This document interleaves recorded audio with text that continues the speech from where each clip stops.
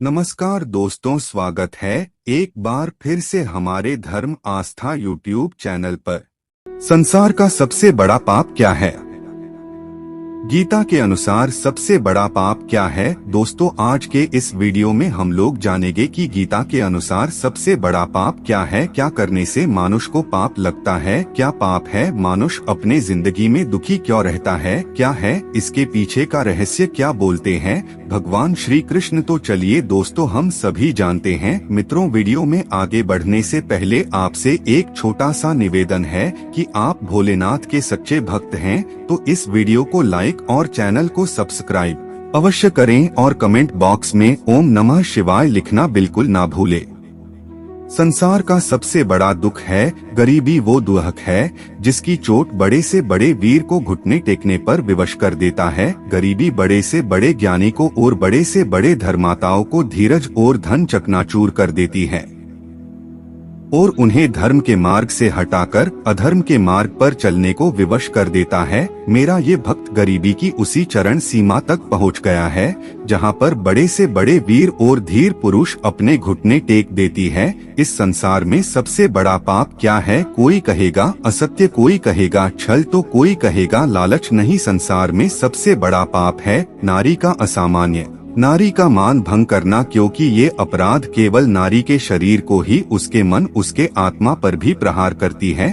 फिर प्रांस ये उठते हैं कि जिसने भी ये अपराध किया है उसे दंड क्या दिया जाए। फिर कोई कहता है शारीरिक पीड़ा, तो कोई कहता है मृत्यु दंड। किंतु इस अपराध का दंड निश्चित करने से पूर्व ये जानना महत्वपूर्ण नहीं है कि अपराधी है कौन। अब आप कहेंगे कि सरल सी बात है, वही पुरुष जिसने स्त्री का मान भंग किया। किंतु क्या ये पुरुष कह सकते हैं? क्या स्वयं के अपमान के लिए, स्वाम के सम्मान को खोने के लिए कभी नारी स्वाम उत्तरदायक नहीं होता है? सोच कर देखिए, सामान खोने से मछली के लिए पहले सामान की सीमा पर दृष्टि रखना आवश्यकता है। रावण सीता का हरण इसलिए कर पाया क्योंकि सीता ने भोलेपन के कारण रावण का उस सीमा को लांघना सरल कर दिया।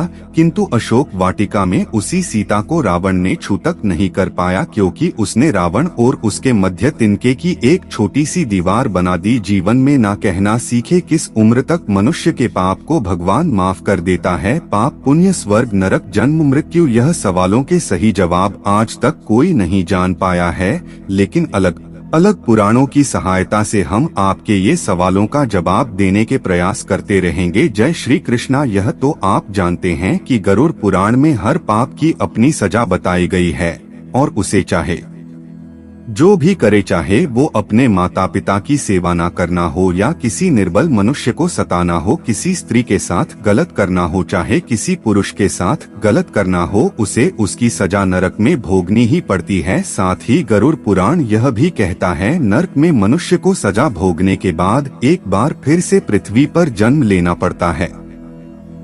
उसे पृथ्वी पर भी दुखों के रूप में पीड़ा और यातनाएं दी जाती है।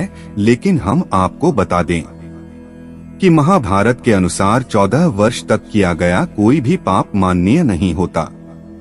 जी हाँ, 14 वर्ष कर दिया गया कोई पाप माने नहीं होता, क्योंकि 14 वर्ष का बालक किशोर अवस्था में होता है। किंतु महाभारत के अनुसार 14 वर्ष के बाद उसके द्वारा किया गया छोटा से छोटा और बड़े से बड़ा कर्म फल सिद्धांत के अनुसार मानव को नरक में ढकेल देता है। इसलिए मृत्यु तक, चाहे वह किशोरावस्था हो, चाहे वो और युवावस्था हो या बुढ़ापा हो, यह सोचिए कि आपको क्या कर रहा है, लेकिन यह मत सोचिए कि आपको पूरे कर्म करने हैं, क्योंकि पूरा सोचना भी एक पाप है। क्योंकि कहते भी है बुरा रंग का बुरा नतीजा। मित्रों, आज की प्रस्तुति में बस इतना ही। हर रोज नया सीखने के लिए आप हमारे चैनल को सब्सक्राइब अवश्य करें। धन्यवाद।